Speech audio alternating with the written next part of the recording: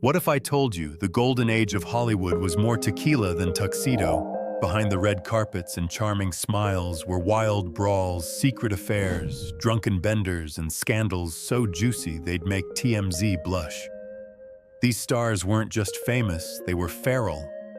They broke laws, broke hearts, and sometimes the whole damn industry. Buckle up, Buttercup. We're diving headfirst into old Hollywood's messiest, sexiest, most unhinged legends. And trust us, your grandma's favorite matinee idol was probably a menace. Number 1. Marlon Brando, the method, the madness, the meltdown. Marlon Brando didn't just act, he detonated.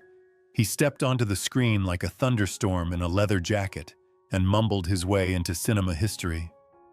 A Streetcar Named Desire wasn't just a movie, it was Brando setting fire to the old rules of acting, and Hollywood just stood there mesmerized holding a fire extinguisher.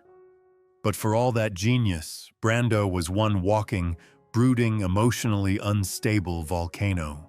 One minute he was reinventing performance. The next he was sabotaging a set, a relationship, or his own career.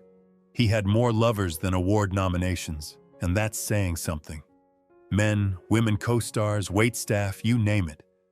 Brando didn't have a type. He had an orbit. His love life was a Greek tragedy, his family life full-blown Shakespeare. His son Christian shot and killed his sister's boyfriend. His daughter Cheyenne later died by suicide. Brando was gutted. He withdrew, gained weight, and wore caftans like emotional armor.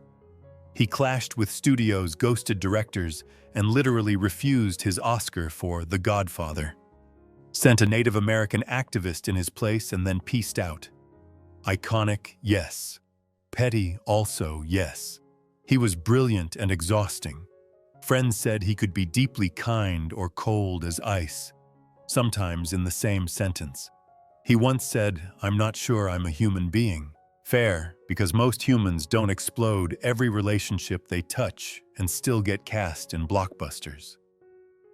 Brando lived like a man allergic to rules, peace, and possibly pants.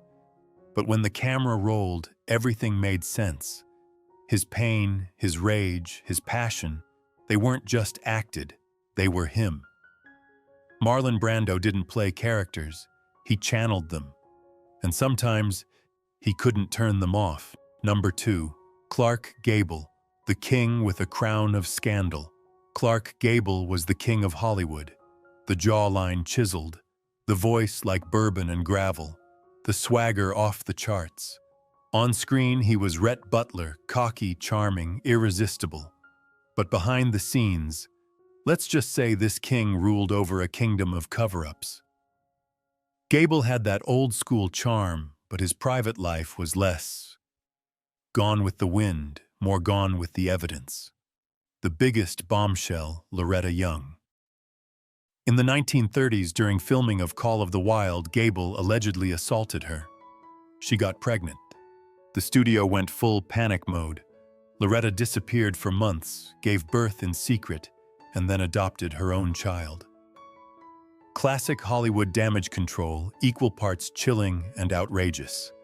Meanwhile, Gable played the ultimate leading man on screen and off. Married women, no problem. Studio starlets. Practically a hobby. He was a one-man HR nightmare. But MGM had his back. Always. One insider put it best, you just had to keep the press fed and the police out of it. That's not PR, that's witness tampering with a side of martinis. To the public, he was the fantasy, strong, silent, unshakable. But in reality, Gable was messy, magnetic, and totally untouchable. He left behind more broken hearts and studio payoffs than most stars could rack up in 10 lifetimes. Sure, he gave us unforgettable characters, but he also reminded us that Hollywood's golden glow often hides a very dark shadow. Clark Gable was a legend, no doubt. But legends don't always wear white hats. Sometimes they wear a smirk and let the studio clean up the ashes.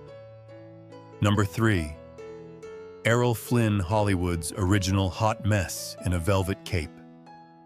If James Bond and a frat party had a baby, it'd be Errol Flynn. Swashbuckling hero by day, scandal magnet by night. Flynn didn't just play pirates, he was one. With his razor-sharp jawline, British accent, and that devil-may-care glint in his eye, he swung into Hollywood like a wrecking ball in tight pants. Fans saw a dashing rogue. But behind the scenes, total chaos. Flynn partied like prohibition never happened. Booze women, more booze, some swords, maybe espionage. Yes, espionage. Some folks whispered he had ties to Nazi agents. He denied it. But let's be real, if anyone in 1940s Hollywood was double-crossing in a tuxedo while drunk, it was probably Flynn. In 1942, things hit the fan. He was charged with statutory rape by 2 teenage girls. He got acquitted, but his reputation torched. Still, Flynn leaned into the chaos. His mansion was reportedly rigged with peepholes and two-way mirrors, like a Bond villain's Airbnb. He once bragged, "I like my whiskey old and my women young." Yeah, that didn't age well. Rumors swirled about drug smuggling and international mischief. But Flynn just kept drinking, smirking, and setting fire to whatever bridges remained. By 50, his liver waved a white flag and his body gave out, ravaged by years of living like a rolling stone with a sword. Flynn didn't just break the rules, he chased them down in a sports car and ran them over while winking at your girlfriend. Legend, absolutely. Role model, God no. Number 4, Charlie Chaplin, the tramp with a type. Charlie Chaplin made the world laugh without saying a word. But behind that bowler hat and iconic mustache, things got real weird, real fast. He wasn't just the king of silent film, he was also the king of questionable dating choices. Chaplin had a thing for teenage girls, like an actual pattern. At 35, he married 16-year-old Lita Gray. Gross, absolutely. Legal, barely. Romantic, not even close. Lita later called the marriage a living nightmare packed with control manipulation and more drama than a daytime soap. Then came actress Joan Barry, who claimed Chaplin fathered her child. The court ordered him to pay child support, even after blood tests proved he wasn't the dad. Let that sink in. Chaplin got hit with a bill for a baby that wasn't his. Tough break, tramp. But wait. There's more. During the Red Scare, Chaplin was labeled a communist sympathizer. The US government basically ghosted him. While traveling in 1952, America said, "Nah," and banned him from coming back. Harsh. Still, through scandal and exile, Chaplin insisted, "I'm just a clown." Yeah, well, a clown with a god complex, a habit for underage brides, and a whole FBI file. His films were genius. His timing impeccable. But his private life, yikes. The man who made millions laugh couldn't stop his personal life from becoming a full-blown circus. Hollywood covered for him for a while. But when the curtain pulled back, Chaplin's legacy came with an asterisk and a whole lot of side-eye. Number 5. Robert Mitchum, Hollywood's chillest criminal. Robert Mitchum wasn't acting cool, he was cool. He strolled into Hollywood like he'd just woken up from a nap and didn't care if the cameras were rolling.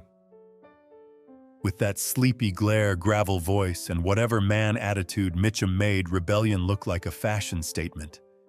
And boy, did he live it.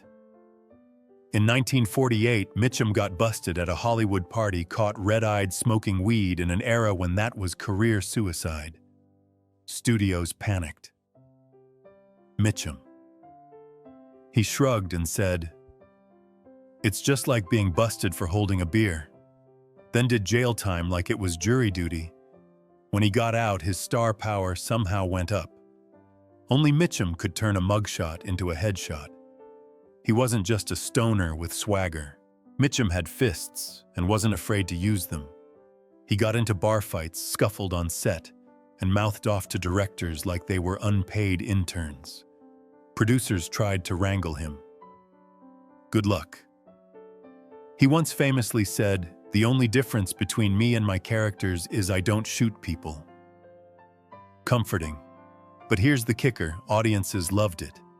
The danger, the defiance, the sense that at any moment, he might just walk off set and into a bar fight. Hollywood tried to tame him, and he just leaned back, lit a cigarette, and smirked. Unlike other stars, Mitchum didn't pretend to be perfect. He didn't hide his chaos behind a PR team. He owned it. And somehow, that honesty mixed with a dash of don't care energy made him immortal. Robert Mitchum wasn't built for Hollywood. He just made it his bar stool. Number 6, George Reeves, the Superman who couldn't be saved.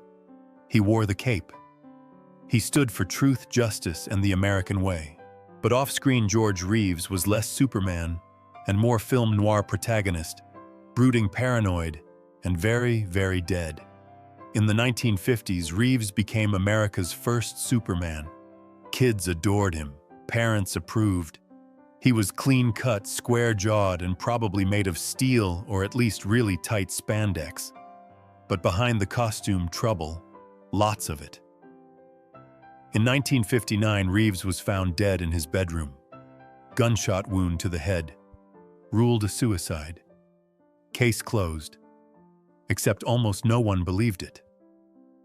And honestly, can you blame them? Reeves had been tangled in a steamy affair with Toni Mannix, the wife of a powerful MGM exec with mob connections. When he dumped her for a younger woman, weird stuff started happening. Friends said he felt watched, followed, threatened, like someone had kryptonite and a grudge. The night he died, guests were downstairs when they heard the shot. But nobody heard footsteps. The gun had no fingerprints. No powder burns on Reeves's hands. Oh, and the bullet trajectory, suspiciously un-Superman-like. Rumors flew faster than a speeding bullet. Was it a jealous lover, a mob hit, a Hollywood cover-up? Or did Reeves, crushed by typecasting and depression, really pull the trigger himself? We may never know. But the mystery turned the Man of Steel into a symbol of something darker. What happens when fame fades and the mask starts to crack? Reeves wanted out of Hollywood. Instead, he left it with one of its greatest unsolved cases. His death was so messy, so eerie, it made tabloids salivate and conspiracy theorists foam at the mouth. As one reporter put it, Superman was supposed to save people, but no one saved him. Number 7, Rock Hudson, the heartthrob with Hollywood's biggest secret. Rock Hudson wasn't just a leading man, he was the leading man. Tall, tan, devastatingly handsome with a chin so perfect it could slice bread. On screen, he was the dreamboat who always got the girl. Off screen, he was playing a far more dangerous role, pretending to be someone he wasn't. In 1950s, Hollywood being gay wasn't just career-ending, it was life-ending. So the studios built a lie around Hudson tall enough to block out the sun. Fake dates with actresses, check. Staged photo shoots with starlets, double check. A marriage of convenience to his secretary. Of course. Hudson wasn't just in the closet, he had a full furniture set and a publicist living in there with him. Behind closed doors, it was a different story. Friends had to keep secrets. Lovers had to hide. And Hudson had to smile through it all, playing the romantic hero while knowing the truth could destroy him. Then, in 1985, the mask cracked. Hudson revealed he had AIDS, making him the first major celebrity to do so. The news hit like an earthquake. America gasped. Hollywood froze. The public who once adored him didn't know whether to feel betrayed or heartbroken. Suddenly, the golden boy was the face of a terrifying epidemic. But that confession changed everything. Hudson's bravery forced the media and the nation to stop whispering about AIDS and start talking. He put a human face to a crisis that had been swept under the red carpet. He died that same year. But his final role, truth-teller, groundbreaker, real man, may have been his most heroic. Rock Hudson was a legend, a lie, and finally, a legacy. Number 8. Tab Hunter. The teen dream living a Hollywood lie. In the 1950s, if you were a teenage girl, your locker door probably had one face on it. Tab Hunter. Blonde, blue-eyed smile so bright it could cure seasonal depression. He was the poster boy for clean-cut, all-American masculinity. But there was a twist, a big one. While America swooned over Tab, the heartthrob Tab, the human, was living a secret life, and it was eating him alive. See, Tab Hunter was gay. And in Golden Age Hollywood, that was like being a vampire in a garlic factory. One whiff of the truth, and your career was dead. So the studios went into overdrive, fake dates with actresses, photo ops with beauty queens, tabloid plants saying he was searching for the right girl. Meanwhile, Tab was searching for an exit from the charade. At one point, he was arrested at a gay party. The studio had a meltdown so big, it could have been its own disaster movie. Publicists went full ninja mode to keep his name out of the headlines. One slip, one rumor, and it was over. And the worst part, Tab played along. Not because he wanted to, but because he had to. I couldn't be who I was, he later said. Not in that system. Not back then. So he lived two lives, one in Technicolor, one in total shadow. Eventually, fame faded as it always does, and Hollywood moved on to the next pretty face. But Tab didn't disappear. Decades later, he came out publicly in a memoir that shocked fans and earned a standing ovation from a whole new generation. He wasn't just a forgotten matinee idol. He was a survivor. Tab Hunter didn't get to be his true self in his prime. But in the end, he got the last word, and it was honest, brave, and beautifully real. Number 9. Spencer Tracy.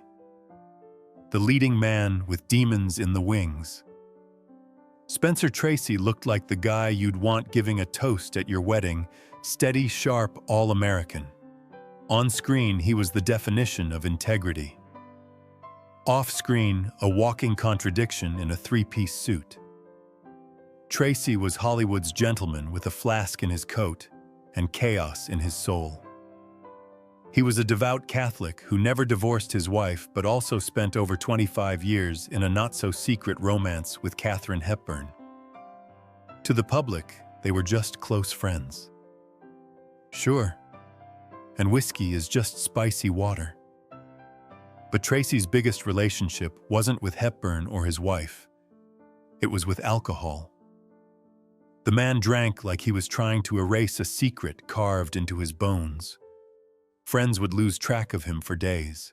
He'd vanish into some bar spiral, into a stupor, then show up on set like nothing happened, hair-combed, lines memorized, hangover, hidden behind raw talent. He wasn't just moody, he was stormy. Directors described working with him as walking on glass barefoot. One moment he was warm and wise, the next he was throwing scripts and breaking hearts. And Hepburn. She didn't just love him, she managed him. Babysitter, buffer, emotional bodyguard. Her loyalty kept him standing when the bottle tried to take him down. But the saddest part, Tracy knew exactly what he was.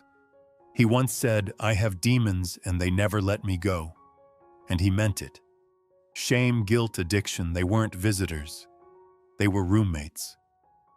He died just 2 weeks after finishing his final film like his soul had been on a stopwatch. Spencer Tracy was brilliant, magnetic, tortured. A man who played strength so well even as he unraveled quietly behind the curtain. Number 10. John Barrymore. The Hamlet who drank the kingdom. John Barrymore was born into royalty, not the Buckingham kind, but the Broadway kind. Acting was in his blood, Shakespeare in his bones, and cocktails in, well, everything else. They called him the Great Profile, and for a while that profile was on every marquee and martini glass in town. In the 1920s and 30s, Barrymore wasn't just an actor, he was the actor. The kind who made Hamlet sexy and sonnets sound like seduction. But while the world applauded, John was backstage doing shots with his demons. At first, his drinking was legendary in a charming rogue kind of way. Late-night parties, witty insults, brandy for breakfast. He was the life of every room and the reason the furniture ended up broken. But then the decline hit. Hard. He started forgetting lines, missing shows, and showing up to sets either drunk, hungover, or just gone. His performances turned from poetic to pathetic. Friends tried to help, but John didn't want saving. He wanted another round. His mansion became a revolving door of strangers' unpaid bar tabs and the occasional peacock, don't ask. Once he was found asleep under a dinner table in someone else's house. Another time, he tried to seduce a statue. The man was a walking Shakespearean tragedy, only louder and more flammable. He insulted studio heads, hit on married women, and pulled pranks at parties that would get you canceled and deported today. One producer famously said Barrymore could outdrink his legacy, and sadly he did. By the end, the great John Barrymore was a shadow of himself, broke, forgotten, and too drunk to remember the lines that once made him a god. He died in 1942 at 60. The world lost a legend. The liquor stores lost a customer. And Hollywood learned that even kings fall, especially when they drink like pirates. Number 11. Fatty Arbuckle, the fall guy who broke Hollywood. Before there was TMZ, before there was tabloid Twitter drama, there was Fatty Arbuckle, the original scandal bomb that rocked Hollywood so hard it needed a morality manual to recover. Roscoe Fatty Arbuckle was huge, and not just in size. He was one of silent cinema's biggest stars, a slapstick genius and close buddies with Charlie Chaplin. Audiences loved him. Studios banked on him. He was the jolly giant of early Hollywood until one party flipped the script. In 1921, Arbuckle threw a wild bash at a San Francisco hotel. Booze flowed, prohibition be damned, jazz blared, and guests partied like no one was watching. But someone was. Actress Virginia Rappe ended up dead. Arbuckle was accused of rape and manslaughter. Cue public hysteria. The headlines exploded. Church groups screamed. Movie theaters pulled his films overnight. Moral panic hit DEFCON 5. Hollywood freaked out so hard they basically invented PR crisis management on the spot. Arbuckle faced 3 trials. The first 2 ended in hung juries. The third finally cleared his name with a full jury apology, no less. But it didn't matter. The damage was done. Studios dropped him like a flaming script. His name was radioactive. He tried to make a comeback under fake names, directing B-movies in the shadows. But the scandal haunted him like a bad punchline. He finally signed a real deal for a comeback, and then dropped dead of a heart attack that same night. That's Hollywood timing for you. His legacy complex. Arbuckle was never proven guilty, but he was punished like he was. He became the poster boy for Hollywood's wildness, triggering the Hays Code, Tinseltown's first morality leash. Fatty wasn't the last star to fall, but he was the first to remind Hollywood that fame is fragile, reputations are flammable, and one party can end it all. Number 12. Warren Beatty, the Casanova who ran Hollywood like a movie set. Warren Beatty didn't just conquer Hollywood, he seduced it. With matinee idol looks, politician charm, and a Rolodex that could cause a blackout from sheer scandal voltage, Beatty wasn't chasing fame. Fame chased him, usually in high heels. He reportedly slept with over 12,000 women. Yes, you read that right. That's not a love life. That's a population. Co-stars, models, starlets, possibly your aunt. No one was safe from Beatty's gravitational pull. But Warren wasn't just a lover. He was a control freak with great cheekbones. On set, he rewrote scripts, argued with directors, and shut down productions if things didn't go his way. He made movies the way he lived life, passionately, meticulously, and only on his terms. And somehow, it worked. Bonnie and Clyde Shampoo Reds. Beatty didn't just star, he masterminded. Studio execs feared him. Actresses adored him, and tabloids lived for him. He ghosted commitment for decades until, shocker of the century, he married Annette Bening. Like legally. Signed papers. Settled down. America gasped. But even as a husband and father, Beatty still carried the legend of a man who once ruled Hollywood by whispering into a phone and raising one eyebrow. Was he brilliant? Undeniably. Was he difficult? Oh, honey. Directors have ulcers named after him. But he understood the game and he played it better than anyone. Warren Beatty didn't crash. He didn't burn. He produced, directed, and edited the fire. Some stars self-destructed. Beatty simply outlasted them. In the end, he wasn't just a player in Hollywood's story, he helped write the damn script. Number 13.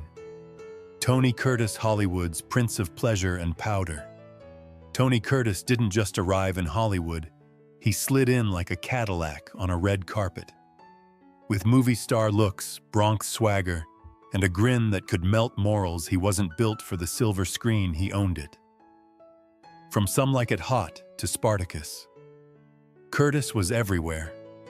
He had the charm of Sinatra, the energy of a golden retriever, and the libido of a rock concert. According to him, he slept with hundreds of women, including Marilyn Monroe. Modest, never. Believable, unfortunately, yes. But Tony wasn't just chasing women, he was chasing the high. Fame, attention, adoration, and eventually drugs. Lots of them.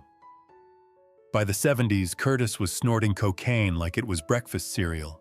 Heroin followed. And reality. That got blurry. He once said, "If you remember the 70s, you weren't really there." And I barely was. At least he was honest. Curtis burned through 6 marriages and 6 kids, including Scream Queen Jamie Lee Curtis, who later opened up about how emotionally distant her dad was.